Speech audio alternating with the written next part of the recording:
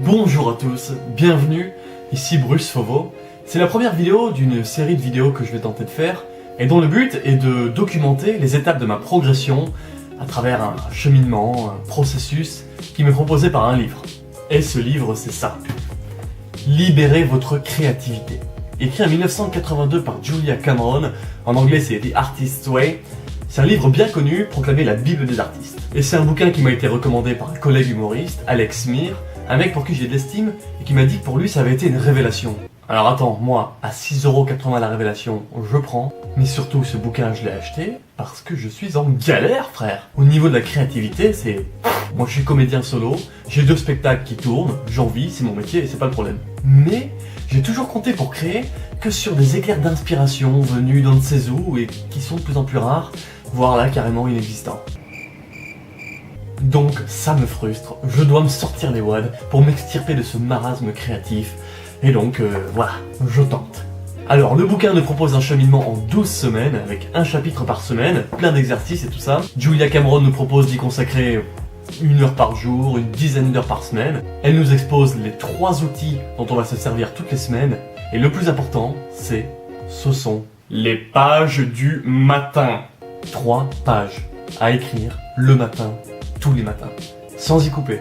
Peu importe si on sait quoi écrire ou pas, si c'est intéressant ou pas, ce qui nous passe par la tête, peu importe, c'est privé, personne ne le lira jamais, et même nous on le relit pas. Le but, c'est de séparer l'envie d'écrire du fait d'écrire. Alors apparemment c'est un truc de fou, hein. Elle est intarissable sur les effets bénéfiques des pages du matin, donc excitant. Il me semble aussi que c'est assez connu comme principe, c'est pas la première fois qu'on entend ce concept, d'ailleurs tous les auteurs vous le diront. Non mais la créativité c'est un muscle, hein, ça se travaille. L'autre outil est moins concret, un peu plus surprenant, c'est le rendez-vous avec l'artiste.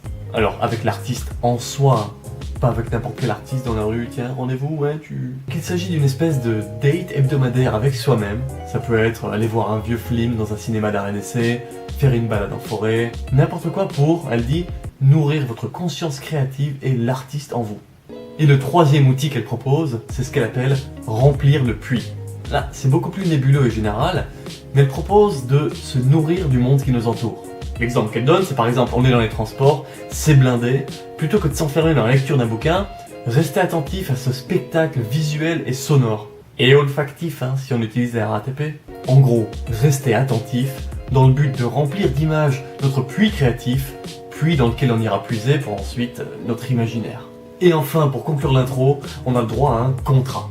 Un contrat solennel qu'on passe avec nous-mêmes, où on s'engage à bien faire tous les exercices et à prendre excessivement soin de nous. C'est mignon. Voilà, c'est signé, daté, et donc j'ai hâte, ça va commencer. Ouh, j'espère que ça va être fructueux, en tout cas, bon, c'est une petite aventure dans laquelle je me lance. Merci d'avoir regardé jusqu'au bout. Vous pouvez vous abonner à ma chaîne si vous voulez suivre cette aventure, ou même encore mieux, la faire de votre côté. On pourrait partager les impressions, ça sera assez génial. Moi, j'ai hâte de commencer, alors je m'y mets, et je vous dis à très vite pour le résumé de la semaine 1. Bye.